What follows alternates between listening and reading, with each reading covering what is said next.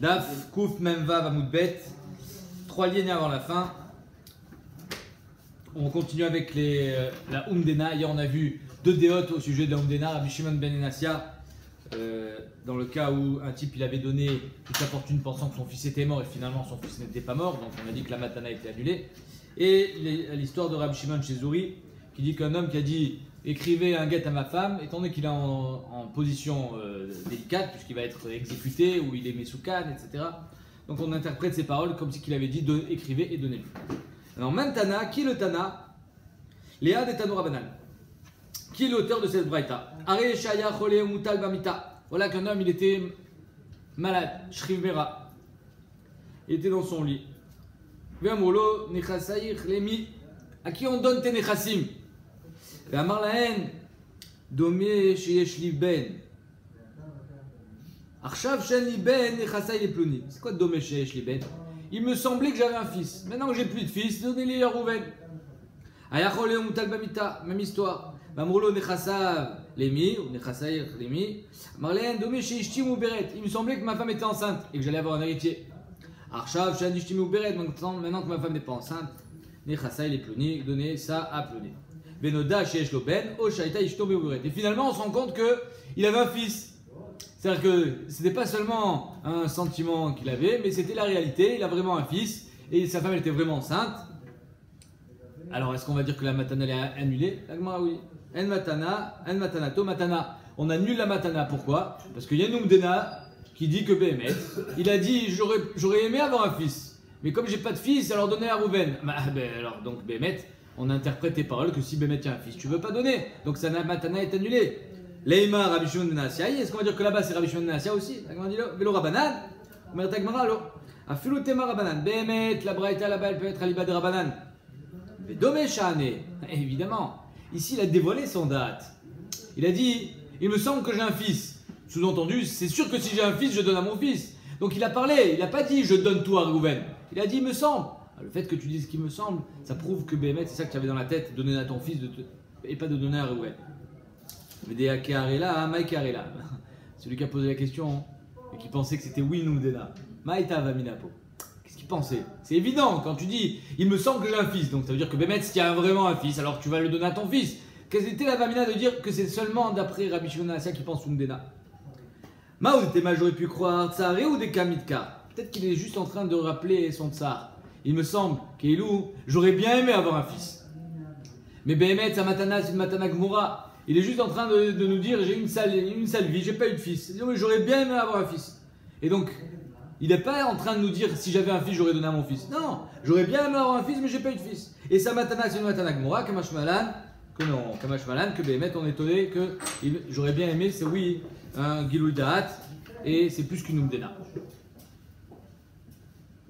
Entre parenthèses, ça peut expliquer aussi le chet des Meraglim qu'on a vu cette semaine, qu'ils ont dit que cette terre elle est trop dure. Alors on pourrait dire que c'était une sorte de plainte qu'ils ont fait envers Hachem.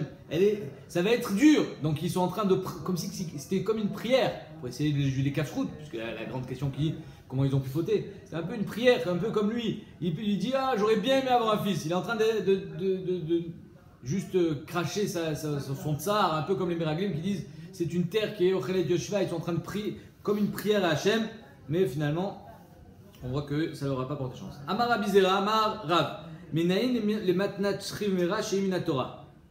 Donc on va voir, est-ce que Béhémet matnat shrimera c'est Minatora ou c'est Midera Banan? On va voir.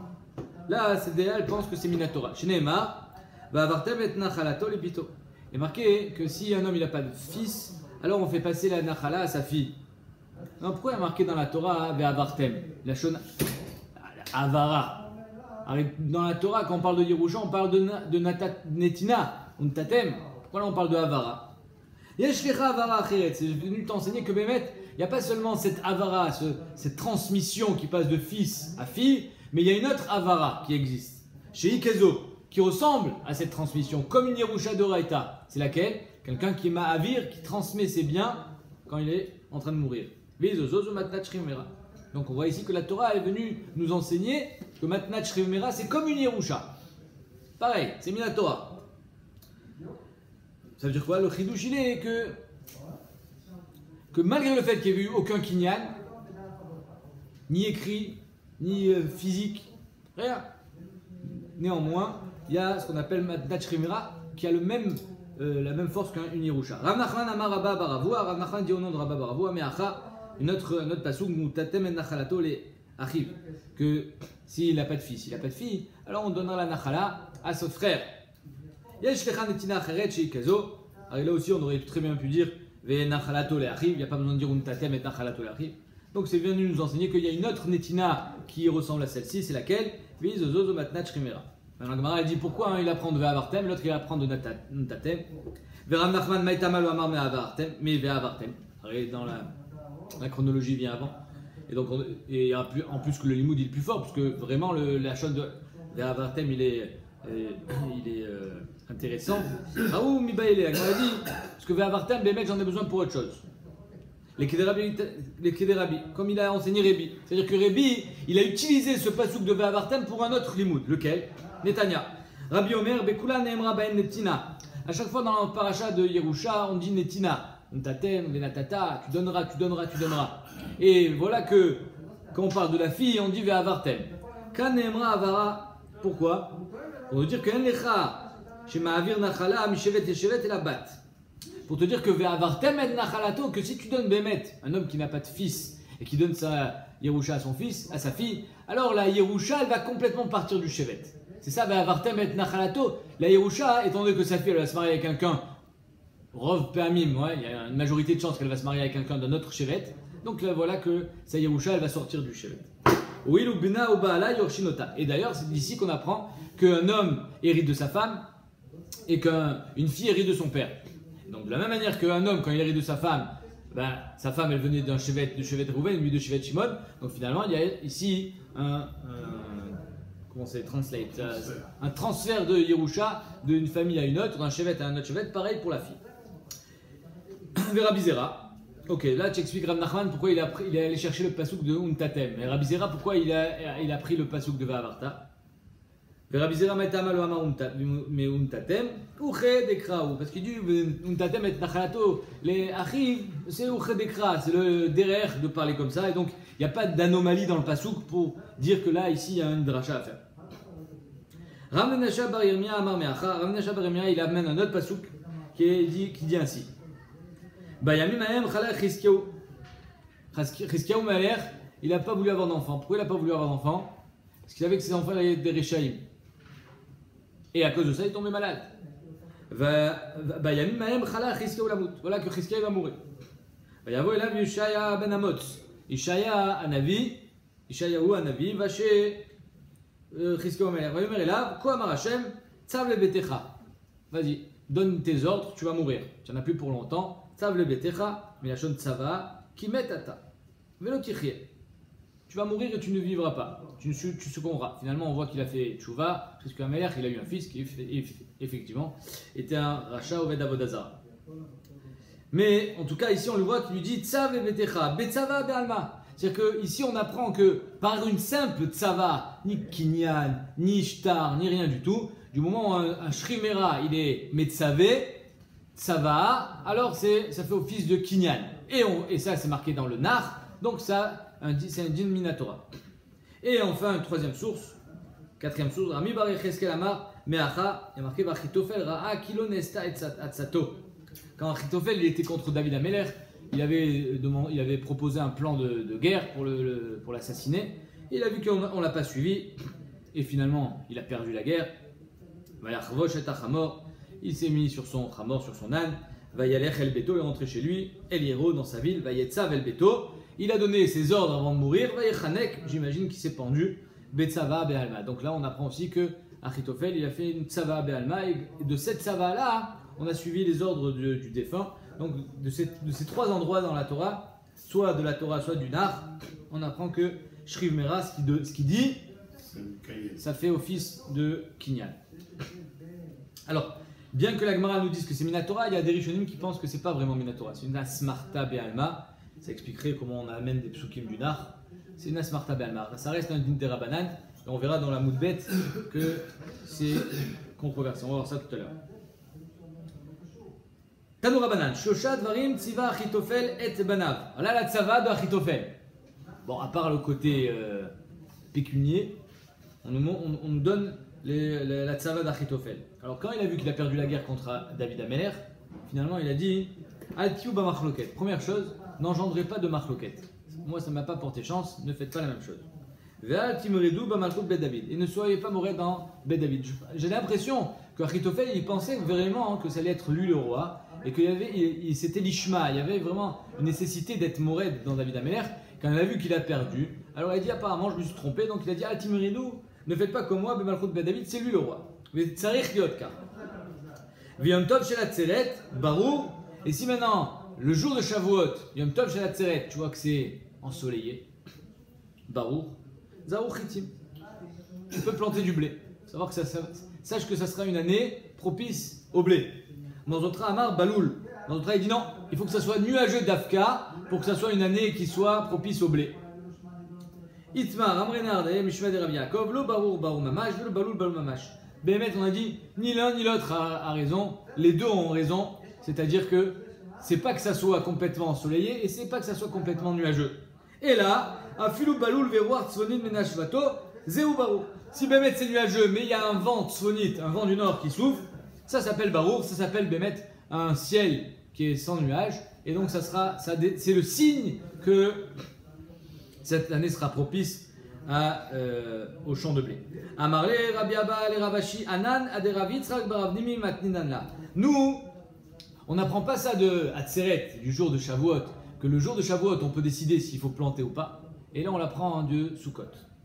De Amaravi, Tzrak, Baravnimi, Motzei, Yom Tov, Acharon, Shel Chag. Le dernier jour de Sukkot, en fait, pas le dernier jour, mais le Isru Chag, le lendemain, Motzei, Yom Tov, Acharon, Shel Chag. Akol Sofin la Hashan Amaracha. Tout le monde rentre au Bet Amikdash. C'est Motzei Yom Tov. On a fini Simcha Bet HaShoeva, on a fini Shmini Atzeret, on a tout fini. Ils regardent tous, qu'est-ce qu'ils regardent? La fumée de la Maracha, du Misbéach qui est en train de monter. Et alors la fumée, évidemment, elle se déplace en fonction du vent. Nata Klapé de Safon, si la fumée elle va vers le nord, donc ça veut dire que c'est un vent du sud. Anim Smechim, les pauvres étaient heureux. Ou les batim atsevin. Par contre, les riches, ils étaient atsouv, ils étaient tristes. Mais péné chez Gishme Shana Mirubin. Quand il y a le vent du sud, ça veut dire qu'il va y avoir beaucoup de pluie. Soukot Nidodim à la Maïm. Donc c'est pour ça qu'à Soukot, il faut regarder c'était le Mezagavir. Comment on dit attends, pas la température. Pas la température, le climat de toute l'année qui était décidé donc à Soukot. Et les intempéries. Et donc s'il y avait un vent qui venait du sud, donc qui poussait la fumée vers le nord, ça voulait dire qu'il allait avoir beaucoup de pluie. Et alors, Perot Markivin, s'il y a beaucoup de pluie, les bâtim, les riches, qui engrangent pour essayer de faire monter le prix du blé, sont tristes. Pourquoi? Parce que s'il pleut, ça va pourrir. Donc ils vont être obligés de liquider.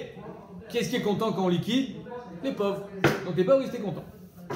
Natak la pédarom, l'inverse. Voilà que la fumée elle va vers le sud, donc c'est le vent du nord. Anim atsevim, c'est l'inverse. Balibatim smechim, parce que là il ne va pas y avoir de pluie. Et donc on va pouvoir garder ce qu'on a engrangé et les prix vont monter, on va se faire plein de fric. Mais pene chez Gishme Shana Mouati. Ou perot mishtamrin. On peut garder les perotes tranquillement dans les granges.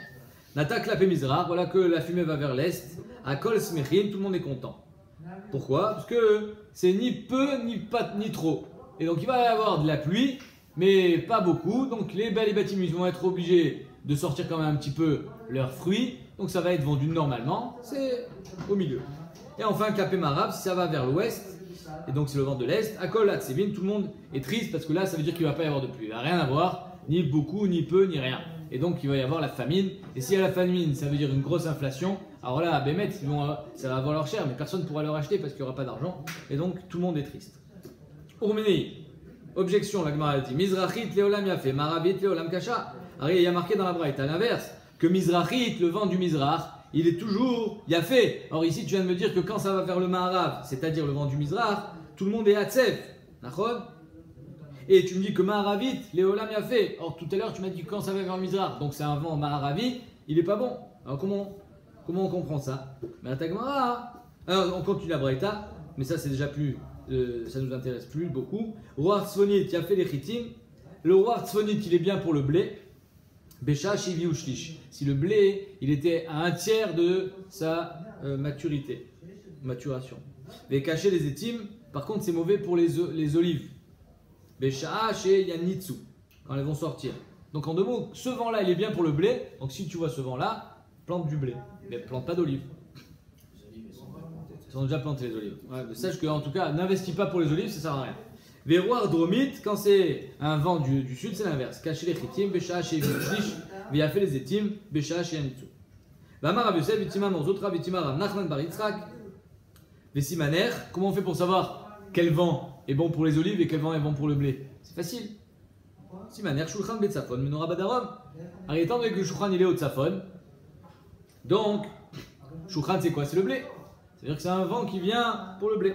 Par contre, si c'est au darom, alors c'est un vent pour les olives. Puisque qu'est-ce qu'il y avait au darom? Il y avait la menorah, l'huile d'olive qui donnait la lumière. Bref, ça c'est juste un siman pour savoir si c'est bien, si c'est pour les olives ou si c'est pour les chitim, ça s'appelle tzfoni ou dromi. Mais en tout cas, ce qui nous pose problème, c'est tout à l'heure, on a dit que dans la première braïta, on a dit que le vent maharavi, il était mauvais, alors que dans la braïta, on a dit que le vent maharavi, il était bon. Omer Tagmara, et l'inverse pour le Mizrahi. Omer Tagmara, pardon. On continue avec le siman de la menorah et du shulchan. Aymar bedide, vaymar bedide. Le shulchan qui est au tzafon, il est marbédidé, il va être marbé le vent qui vient du tzafon, du blé. Et la menorah qui est au darom, elle va être marbédidée, c'est-à-dire qu'elle va être marbée les olives quand le vent vient du sud. Mais en tout cas, comment répondre à la question du vent tzfoni, du vent mizrahi, du vent maharavi? Ça dépend si c'est pour les gens de Babel ou les gens d'Eretz Israël. Pourquoi? Parce qu'en Babel, ils étaient dans une cuvette. Donc, ils n'avaient pas besoin de beaucoup de pluie. Au contraire, ça risquait de faire des inondations. Donc, le roi Mizrahi, il était bien pour eux. C'est ce que nous dit la deuxième braïta. Que Mizrahi, le Olam Yafé, il est bien pour eux, pour les gens de Babel. Par contre, pour les gens d'Eretz Israël, que Eretz Israël est plus haute que Babel, alors là, il n'y a pas beaucoup de pluie. Donc, le Mizrahi, il est mauvais. Et vice-versa pour le Maharavi. Le Maharavi, il est caché pour le Babel, puisqu'ils sont en cuvette, ça va les inonder. Alors, pour Eretz Israël, c'est la bracha, Gishme bracha, c'est bien. Tanya, Amba, Shaul Omer, Yom Tov Shalat Tzeret, Barour, si le jour de Shavuot, Yom Tov Shalat Tzeret, il est Barour, Siman Yafé l'école Hashana Kula, c'est un bon siman pour toute l'année. Amar Ravzid Ayyoma Kama Deresh Shata, le premier jour de Rosh Hashanah aussi. Donc là déjà on a pas mal de simanim, on a Shavuot, on a Sukkot et là maintenant Rosh Hashanah. Si Rosh Hashanah il fait beau, Ichamim, s'il fait chaud, Kula Shata Chamima, ça veut dire que toute l'année elle va être chaude. Ikarir, s'il fait froid, Kula Shata Karira, ça veut dire que ça va être une année froide. Les Maïnav Kamina, ce que tu as besoin de savoir, à part de faire des prévisions météorologiques, elle répond les Tfilato chez le Kohen Gadol. S'il a fait froid le jour de Rosh Hashanah, alors Bémet, le Kohen Gadol, il va savoir qu'il va y avoir beaucoup de pluie. Donc il pourra diriger sa tfila sur autre chose. Alors que s'il a fait chaud, alors le Kohen Gadol saura qu'il faut prier sur la pluie parce qu'il n'y en aura pas beaucoup. On reprend notre Sugia. Verava Amar Nachman. Matnat Shrimera Miderabanan. Donc ici, il y en a qui sont Gorsim Verava, Keilou il est Cholek, avec la première Déa qui pensait que c'est Minatora. Donc ça veut dire que là, on est d'après le Mandamar, d'après les Rishonim qui pensent que c'est oui Minatora. Mais si on les Gores Rava Amar, Rav Nachman, Rava finalement vient expliquer que même si tu as dit que c'était Minatora, ce n'est qu'une Asmarta Be'alma, et lui il vient te dire que c'est une Takana de Chachamim. Rava Amar Rav Nachman, Matnat Shrimera Miderabanan Be'almaï. C'est une takana des chachamim. Pourquoi? Shema titarev da'ato alav, de peur qu'il soit perturbé quelques instants avant sa mort. Deux pshatim dans le Rashbam. Soit titarev da'ato alav, c'est-à-dire que si tu prends pas en compte ces dires, peut-être que quand tu vas venir pour faire un kinyan, pour le faire écrire, finalement il a déjà perdu la tête et il n'y aura pas de kinyan. Mais le Rashbam il est doché cette shita. Il dit que titarev da'ato alav, ça va aggraver son cas et donc c'est pour ça que on lui dit t'inquiète pas, tout ce que tu as dit, c'est comme si c'était fait. Donc l'Agmara nous dit que c'est des Rabbanan. Au Amar Rav Nachman Achi, comment tu peux dire que Rav Nachman il pense que c'est des Rabbanan? Matnat Shrimera, Ve'amar Rav Nachman. Arrête, pourtant Rav Nachman nous a dit comme ça. Ah, d'Amar Shmuel, bien que Shmuel a dit Amocher Shtachov Vechavero Vechazar Omachol Omachul. Shmuel nous a dit que si j'ai vendu un Shtachov, Reuven il me doit de l'argent. Je vais chez Meir Et je lui dis, tiens, Meir, tu sais quoi, je te vends le Shtachov. Il me doit 10 000 euros, je te le vends en 8 000 euros. Tu peux gagner 2 000 euros. Et moi, au moins, je me débarrasse de cette dette, j'en ai marre du courir derrière. Vas-y, toi, c'est ton boulot. Alors lui, il achète le shtar. À mon frère, Shtachov la Chavero, c'est vrai que Meir, il peut aller chez Reuven avec le shtar et lui dire, tu me dois de l'argent. Mais moi, j'ai encore le koach d'être Mochello. Je peux être Mochel à Reuven et lui dire Machoulach. Et donc, il ne doit plus ni 10 000 euros, ni 8 000 euros, il ne doit rien du tout. Et Meir, il a perdu son argent. Va filou Yoresh Mochel. Et même en Yoresh, il peut être Mochel. C'est-à-dire que moi, j'ai vendu à Meir le Shtachov. Le Yoresh, il a hérité finalement de cette dette. C'est-à-dire, en 2 mots, j'ai rien vendu. C'est le Rav des Rishonim, le Rambam, le Rif. Ils pensent comme ça qu'on ne peut pas vendre un Shtachov. C'est un morceau de papier. C'est un kinyan des Rabbanan. C'est, on va dire, une iska des Rabbanan. Mais il n'y a pas d'incidence au niveau de la Torah. Pourquoi? Parce que Reuven, c'est à moi qui dois l'argent. Et pas à Meir. Donc Meir, finalement, tout ce qui vient, c'est Mikochi. Il vient, il s'inspire de moi, il prend la force chez moi pour pouvoir aller récupérer l'argent chez Reuven. Mais si moi, je décide d'annuler la dette, je peux encore le faire. Parce que c'est à moi qui dois l'argent. Donc, Machal, Machoul. Et même le Yoresh, il hérite de la dette de son père. C'est pour dire à quel point elle était encore à moi cette dette, je l'ai même donnée à mon fils. Ça, c'est la première déha. Rabbeinu Tam, lui, il pense que c'est Deoraita, c'est-à-dire que Bémet, il peut le vendre, mais je l'ai vendu seulement le Shiboud Nechassim, mais non le Shiboud Agouf. Le Shiboud Agouf, je l'ai encore. Donc c'est pour ça, le Shiboud Agouf, je peux le donner en héritage, c'est pour ça que je peux être encore Mochel. Keilou, le Shiboud Nechassim, c'est comme une arvoute. Reuven, ah non, c'était pas dans le cas où Reuven me doit de l'argent, c'est moi je dois de l'argent à Reuven, Mechila. Non, c'est ça, Reuven il me doit de l'argent. Mais le Shiboud Agouf que Reuven il me devait de l'argent, c'est-à-dire qu'en 2 mots, le Shiboud Agouf que Reuven me devait de l'argent, il est envers moi. Et ça, je ne peux pas lui vendre. C'est quelque chose de personnel. Et donc c'est pour ça que Béhémet, je peux être encore Mochel, parce que le Shiboud Agouf, il est encore à moi. Et tout ce que je lui ai vendu le Shiboud Nechassim, c'est comme une certaine arvoute. Du moment où moi j'ai été me sur le Shiboud Agouf, alors il n'y a plus de Nechassim à prendre, il y a plus. Donc lui il dit comme ça. Donc ça c'est le dîme de Shmuel. Quand j'ai vendu un Shtachov à Meir, je peux encore être Mochel.